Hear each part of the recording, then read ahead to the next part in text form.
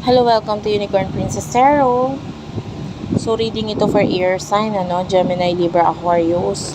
Take only what resonates, guys. Hindi ito magre-resonate sa lahat. So, kunin mo lang yung mga messages na magre-resonate para sa'yo. For those who are watching and then hindi pa kayo nakasubscribe, please do hit the subscribe button, notification bell. Ma-appreciate ko po lahat ng likes, comments, and shares. If you want, pwede kang magpa-personal reading, Jing Tarot Trader. Search mo na lang siya sa Facebook. Siya yung pwede magbigay ng personal reading sa'yo. Okay? And nanggagamot din po sila. So, pwede kayo pumunta sa bahay nila, Calamba, Laguna. Pwede nyo silang dayuhin. Ayan. Anyway, this is for air sign, Gemini, Libra, Aquarius. Let's start your reading. One last shuffle. Okay. Thank you, Spirit Guides, Angel Guides, for air sign, please.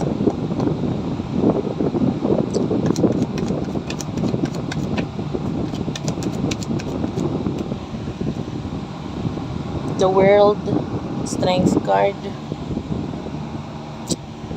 8 of Swords, 10 of Swords, and the Magician. This is 3 major arcanas. Okay. Bottom of the deck is a 10 of Cups.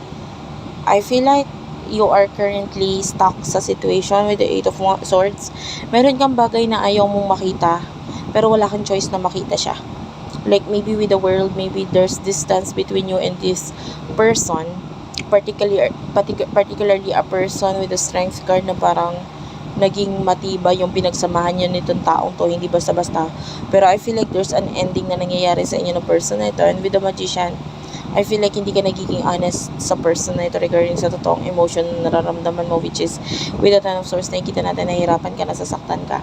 A 10 of Cups, this could be a happy family and maybe a person na nasa magandang situation ngayon. With the King of Coins, pwedeng may stability, may money. Yan, nakakita tayo dito ng person na parang puno-puno ng ideas. But anyway, maybe this could be your soulmate, guys. Ay, lakas ng soulmate energy dito. And this person is willing to help you actually, lalo na kung may pera siya, kung may ipon siya. Willing siyang tulungan ka. Lalo na kung alam niyang down na down ka, hirap na hirap ka. Pero honestly, hindi mo kasi alam kung anong gusto mong mangyari dito, or hindi mo alam kung willing ka ba or kaya mo tanggapin yung tulong na kayang ibigay nito person na to, because ayaw mo ng ganun. Parang you want na yung situation ninyo is parang hindi ka naman kawawa. Like, ayaw mong kinaawaan ka nito person na ito. Ayaw mo ng ganun. So, I see distance sa inyong dalawa na person na I feel like this has something to do with love. And with the Magician, I feel like hindi ka rin nagiging honest sa sarili mo at sa person na kakonect mo. Especially nga if there's a family, so maybe your person is currently in a relationship or is already married. Ayan, or may pagsasama na nangyayari sa kanila na person niya, but they are already happy. At ayaw mo ng ganun, ayaw mong makita yung ganun, pero parang wala kang choice kasi maybe with the Strength card, hindi mo rin naman siya maalis sa isipan mo, or maybe you are friends or still friends, social media. Okay. I feel like alam mo kung ano yung mga plano or mga dreams or pangarap nitong person na ito. And I feel like minsan mo na pinagdasal na matupad yung mga pangarap niya. Kasi ang ikakasaya mo ay kung ano yung ikakasaya niya. Pero definitely, hindi ganun yung nangyayari. Kasi masaya siya ngayon, pero you're not happy. Maybe dahil sa separation or sa situation ninyong dalawa. Na parang gusto mong... Part of you is parang gusto mo siyang makitang hindi masaya. Kasi doon sa part na yun, parang gusto mong magkaroon ng something sa inyong dalawa. Like, maybe, for some of you, gusto mo rin makabalita na niloko siya, na gano'n, nung asawa niya, or nung kasama niya, or nung karelasyon niya, para you are there to comfort this person. Well, honestly, yun yung nakikita ko. Kasi ikaw, sinasabi mo sa sarili mo, or sinasabi mo sa kanya na kung ano yung makakapagpasaya sa kanya, magiging masaya ka na lang rin para sa kanya. But that is not the truth here. The truth here, yung reality dito, is that gusto mo talaga magkaroon ng problema or lokohin siya. Like, that is the main energy na nakukuha ko sa'yo. Pero hindi mo yon inaamin. Like, with the Magician, kunwari lang, no, na kung ano yung ikakasaya niya at kung sino yung or mahal niya or what. magiging okay na lang ito para sa'yo. Okay, but you're lying or making fool out of yourself na parang, I don't know, kasi yung iba sa inyo ganun eh, yung energy parang sinasabi mo lang yan sa sarili mo, sinasabi mo lang yan sa kanya, pero hindi yun ang totoo. Kahit sarili mo, niloloko mo dito. But anyway, I can see with our Palace of Wands. Wait lang guys, may lumayong card dito. Pulutin ko lang. 10 of Pentacles or 10 of Coins. 2 of Coins, the Tower is here. So, King of Swords, I can see some kind of ending na nangyayari sa inyo ng person nito, and your person is focusing sa kanyang money, sa kanyang priorities. Yeah, the 10 of Coins is here. So, that is your person. Palace of Wands, I feel like meron siyang mga bagay na binibuild. Like maybe he or she is building a home, a house, a business, something na binibuild niya.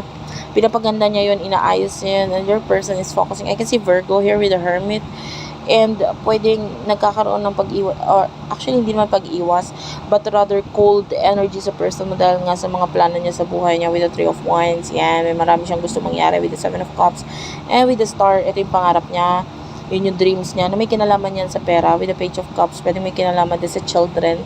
But anyway, nandun yung focus ng person mo. So, definitely nagkakaroon ng ending sa inyo ng person ito dahil alam niya yung mga dapat niyang unahin, yung priority niya.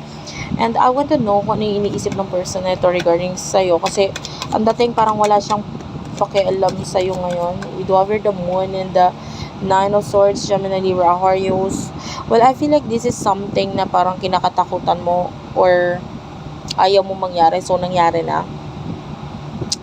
Yun yung parang tipong maybe ayaw mong mangyari or iniisip mo in the past na wala na siya ng pakialam sa'yo, na parang baliwala ka na lang sa kanya, which is yun na ngayon nangyayari ngayon. And yeah, yun yung iniisip niya ngayon. Like, iniisip niya na parang wala, baliwala ka na sa kanya ngayon, you know. And I don't know why. Maybe kasi nga yung person is still dealing with someone, so you know, wala ka eh. Kumbaga hindi kaya, may nangiging problema sa kanya ng person niya, pero hindi kayang tibagin yun basta-basta eh. Okay, so what is your future here, your near future air sign?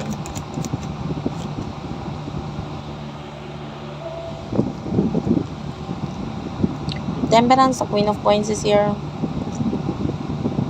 the Chariot, and the High Priestess. Gusto ko i-clarify, actually there's 3 major arcanas, Temperance, Chariot, and High Priestess. So gusto ko malaman, i-clarify ko to, what's with the Chariot and the High Priestess. Page of Coins is here. What's with the Temperance? 3 of Swords. What's with the Queen of Coins? The Fool. Ayan, puro major arcana siya lumalabas, guys. There's the Fool here. Ayan. I feel like yung future sa'yo, honestly, is that you need to focus on yourself. You need to love yourself more. Nakikita natin yan, especially if the 5 of Swords is here. So pwedeng may mga insecurities ka or may mga pangit ka pa nakikita sa sarili mo. You should improve yourself. With the 4 of Swords, hanggat wala kang ginagawa para i-improve ang sarili mo, hindi ko nakikita na makukuha mo yung mga bagay na gusto mo. Okay, you have to improve yourself. There's a lot of pages here. Ayan, nandito pa yung Page of Wands, Page of Swords, Page of Cups, Page of Swords, and the Page of Coins. So all of these pages is nagpapakita ng maturity, and that is you. And in the future, I can still see you being immature, being the Fool here. With the 3 of Swords, o naghihintay ka regarding your person, or maybe regarding the third party situation, you're patiently waiting, and maybe you see this person as your soulmate. Pero you need to let go of that. I'm sorry to say, pero kailangan mo kalimutan or layuan yung ganong klaseng thinking. But rather, you need to focus on yourself. Kasi sabi ko nga, kung gusto mo tong person na ito, hindi mo siya makukuha. Why? Kasi hindi mo inaayos ang sarili mo. hindi ka nagiging mature, and you need to be more mature financially. And yun nga, you need to heal, you need to focus on these new beginnings regarding money. Well, lahat ng pages is nandito. Puweras at actually 4 lang ang page. Pero yan, Page of Swords, Page of Cups, and the Page of Coins. Pero 4 lang ang pages sa tarot reading. And yung page na hindi natin nakita is the Page of Wands, which is, that is the page of actions, no? So, kulang ka sa action talaga dito. Maybe you're thinking about your person. Iniisip mo siya. Pero I don't see any actions here regarding sa sarili mo. Okay? Alam mo yung mga mali sa sarili mo, pero hindi ko nakikita yung action regarding sa pag-aayos mo sa sarili mo. You need to love yourself, no? Kasi mas mamamanifest mo or mas makukuha mo yung totoong pagmamahal or yung mga dapat para sa'yo kung uunahin mong ayusin ang sarili mo. So, that is what I can see here. In the future, honestly, wala ako nakikita na patutunguhan yung connection na ito kung hindi mo aayusin ang sarili mo. So, you need to focus on yourself, no? Focus on your money, focus on healing, and if you're waiting, do not wait. Huwag ka maghintay, no? Just love yourself. I love you all. Thank you for watching, and bye-bye.